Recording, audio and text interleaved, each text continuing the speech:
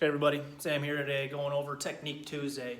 Now over the previous couple of weeks, I know Ben went over the squat, and today we're going to transition into the hinge. So with the hinge is going to be more geared towards the posterior chain, so hamstrings and glutes.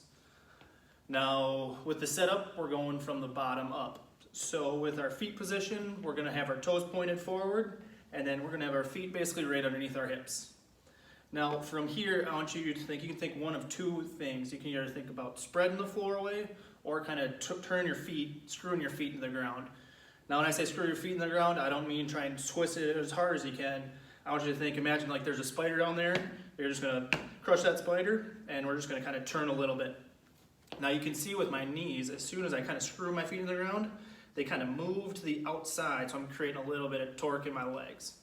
So once I'm here, moving onto my hips, I'm gonna try and squeeze my glutes a little bit. Moving up a little bit higher, my first initial movement at my ribs is I'm gonna try and bring my rib cage down.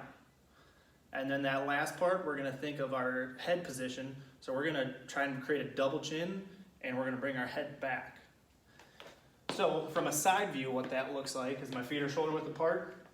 From here, you can see some people when they start out, their ribs are up. So that's why we want to think, keep our rib cage down, and I'm going to squeeze my glutes a little bit. So now I'm in one straight line. And then you can see my head's a little bit forward. I'm going to tuck my chin back, so I'm in one straight line right here. So this is going to be our initial setup. I'm in one straight line. Feet are right underneath my hips. Now we're going to go over two drills today to practice our hinge. The first one, we're going to need some sort of bench, or maybe it's a small chair behind you. So with the hinge, we're thinking that first initial movement, our hips are coming back. So then you'll feel that nice pull in the hamstrings. So now with that initial setup, let me move this to the side a little bit. With that initial setup, feet are right underneath the hips. I'm going to kind of screw my feet in the ground, or if you like to spread the floor away, that's fine too.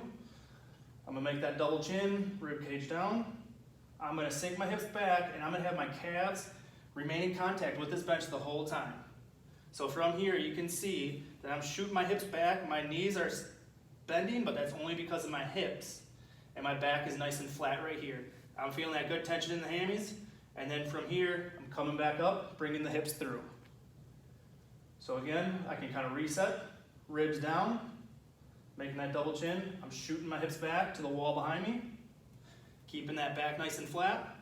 I feel that good tension right here in my hamstrings, coming right back up. So this is one way that we can do to make sure, because when some people do the hinge, they end up coming forward with their knees. This is to make sure that our shins stay vertical the whole time, and we're going to be using our posterior chain, more of our hamstrings, as opposed to our quads. So another drill that you can do, you can use a dowel for this one. So this is going to make sure that our lower body's on point. Now with this, it's going to make sure our upper body's on point. So with this, we can put it behind our back. We want to make sure that our head, our back, and our butt all remain in contact with this dowel. So we can do them both. So I'm right here, getting that good position, making sure I have 3 points of contact. I'm going to hinge down. My whole back is remaining in contact with this dowel, and coming back up. What you'll see sometimes with this, when people really arch their ribs as they go down, you're going to see that there's a little gap in between here. There's a little gap in between my back and the bar, and then you're going to come back up. When you do that, you're actually getting into lumbar extension, and that's what's going to create some pain in that low back. So by using this as a little feedback, you can make sure that your back is pressed up against this bar the whole time, so as you hinge down, it's remaining in contact the whole time, and coming back up. So those are two drills that you can practice either at home or in the gym to make sure that we're getting the hinge right. Hope you guys enjoyed it.